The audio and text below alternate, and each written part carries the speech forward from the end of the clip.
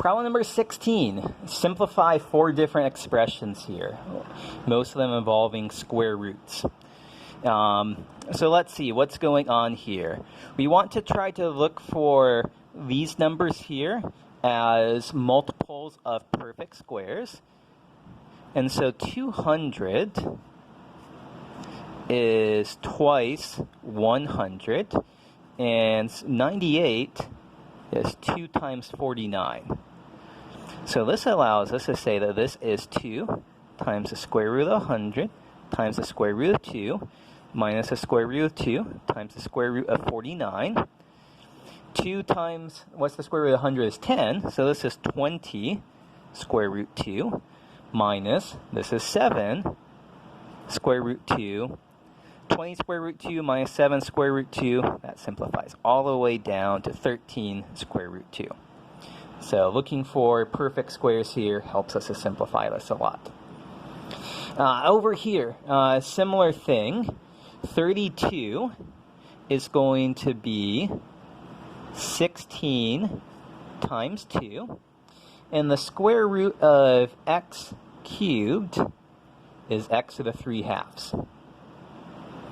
8 over here, so we have an x. 8 is going to be square root 4 times square root 2. And we also have square root x, this is x to the 1/2. And square root 25 is, of course, 5. And 2 times 5 is 10. Okay, what happens here? We've got 4 square root 2 x to the 3/2 minus 2 square root 2 x times x to the 1/2 is also x to the 3/2. So we have 4 square root 2 x to the 3/2 minus 2 square root 2 x to the 3/2. So subtracting those two gives us 2 square root 2 x to the 3/2 plus 10. In part C, so we have a cube root, which means we're taking everything to the 1/3 power. So this is going to be 2 to the 1/3 power divided by 3x squared y to the 1/3 power.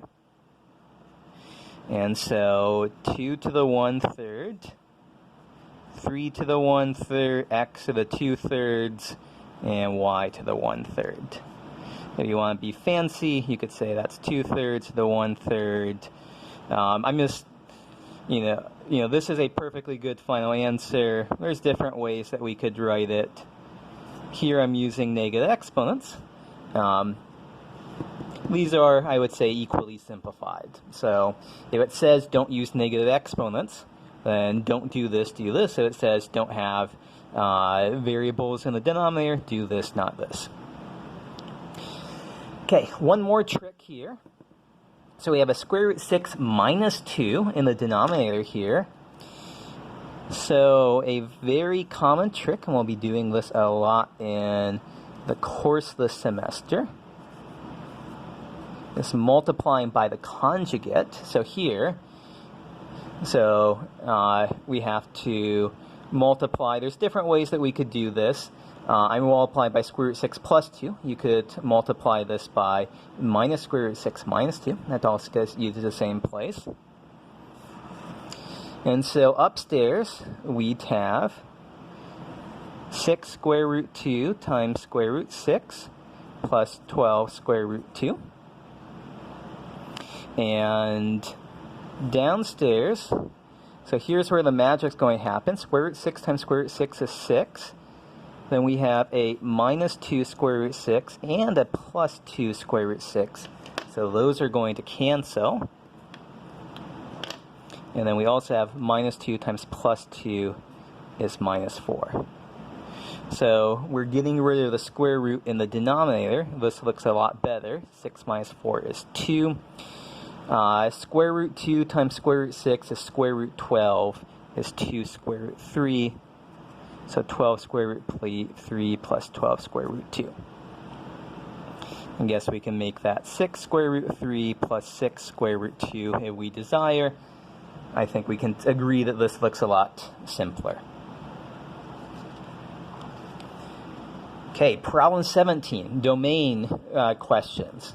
What's going on here? Domain is all of the values of x we're allowed to plug in.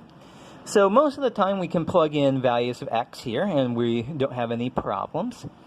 We see that we have a denominator here, so we want x plus 4 to be not equal to 0. Well, that happens when x is not equal to minus 4.